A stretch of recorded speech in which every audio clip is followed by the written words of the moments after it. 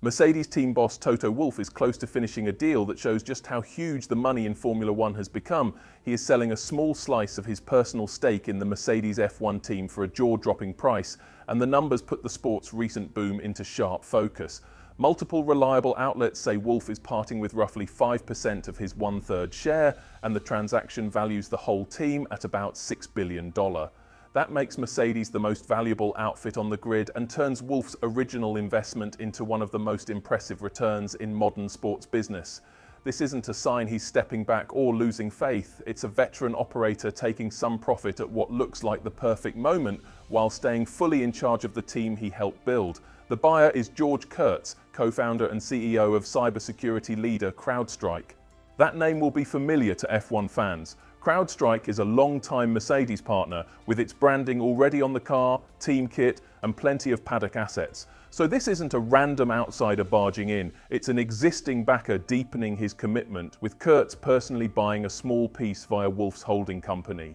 Mercedes has made it clear the team's governance will not change. The three core owners, Mercedes-Benz, Ineos and Toto Wolff, remain aligned and committed. Wolff keeps his titles as CEO and team principal, and day-to-day operations continue as normal. The only thing that's different is the scale of the valuation attached to a top F1 franchise. To see why $6 billion is so extraordinary, you have to rewind to when Wolff got involved. In 2013, when he joined as both investor and boss, the entire Mercedes team was valued at about $165 million. His one-third share cost him near $55 million. 12 years later, that same slice is worth around $2 billion. That's roughly a 36x return. By selling just a small amount, about 5% of his total holdings, Wolff is expected to clear around $300 million personally, which is more than 5 times what he paid for his entire original stake. It's hard to find a cleaner example of buying low, building value, and cashing in a bit without giving up control. The scale of the rise becomes even clearer when you compare it to Ineos's entry. Back in January 2022, Sir Jim Ratcliffe's company bought a one-third stake in Mercedes for about $208 million. Now, less than 4 years on, Kurtz is paying roughly that kind of money for a piece that is less than 1/6 of the size. In other words, the team's valuation has multiplied 6 or 7 times in only a few seasons. That pace of growth would be remarkable in any business sector, and it is especially striking in professional sports where assets usually climb more slowly. It underlines how Formula One's economics have been transformed. Why has this happened? There isn't just one reason. It's a mix of smart rule changes, new audiences, and better promotion. The Netflix show Drive to Survive is the headline factor. That series, in which Toto Wolff became one of the standout personalities, reframed the sport for millions of people. It turned complicated racing into human drama with rivalries, pressure, and emotion front and center. It unlocked younger viewers and, crucially, made big inroads in the United States, a market F1 had long struggled to capture. More eyeballs led to fuller grandstands, bigger TV audiences, and a rush of sponsors willing to pay top dollar to be part of the spectacle. Liberty Media, which bought F1 in 2017, has ridden and amplified that wave. The company pushed into new markets, especially America, adding stops like Miami and Las Vegas, and modernized marketing across digital platforms.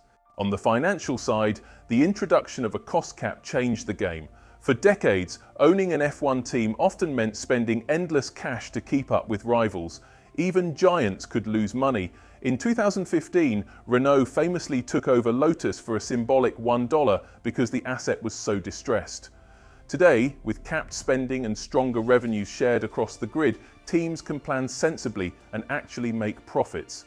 That shift turned teams into investable businesses rather than expensive hobbies for wealthy owners. And it's not just Mercedes feeling the effect. The whole grid has seen valuations move sharply upward.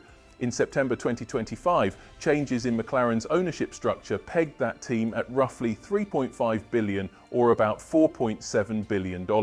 The investor MSP Sports Capital exited with around a 10x return in only 5 years. Aston Martin is another striking case. Lawrence Stroll bought what was then Racing Point in 2018 for about $117 million. A recent minority sale valued the current Aston Martin team at more than $3 billion, a 28x jump in 7 years. Deals like these are pulling in a new crowd of investors who see F1 teams as scarce, high-profile, cash-generating assets. For Mercedes, the current $6 billion valuation is also a reward for on-track excellence and strong commercial execution. The team dominated the hybrid era, collecting 8 straight Constructors' Championships and 7 Drivers' titles. Even now, in a more competitive field, Mercedes remains near the front and sits second in the 2025 Constructors' standings. Off the track, the team brought in over $800 million in revenue in 2024, more than any other team, while Wolff's pay and dividends topped $50 million. The new deal boosts the team's financial flexibility and sets the bar for what a top F1 operation can be worth, sending a signal that this is a mature global business, not just a passion project. Expect this move to ripple through the paddock. Owners across the grid will look at Mercedes' $6 billion mark and reassess their own positions. Some may sell minority slices to lock in gains, raise growth capital, or bring in strategic partners. The trend of American capital flowing into F1 looks set to continue, supported by the sport's surge in the US. The Las Vegas Grand Prix delivered an economic impact larger than the Super Bowl for its host city, a fact that resonates with US investors.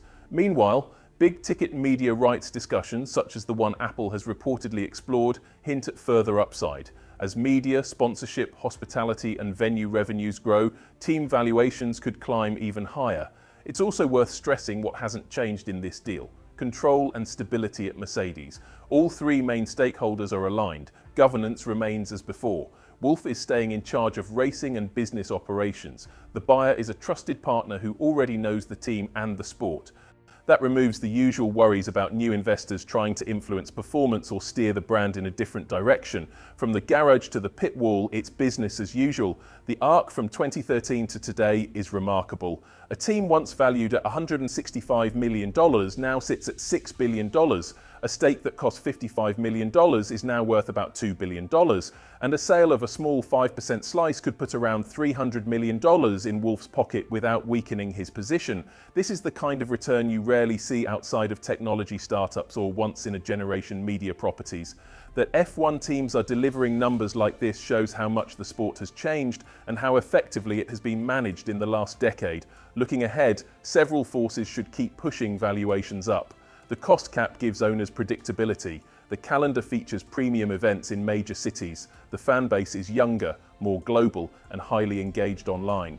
Sponsorship categories like technology, finance, and luxury remain eager to spend. Broadcasters and streamers still see F1 as must-have content that delivers live audiences at scale. With only 10 teams and limited chances to start new ones, scarcity adds a premium. It's a market with more demand than supply.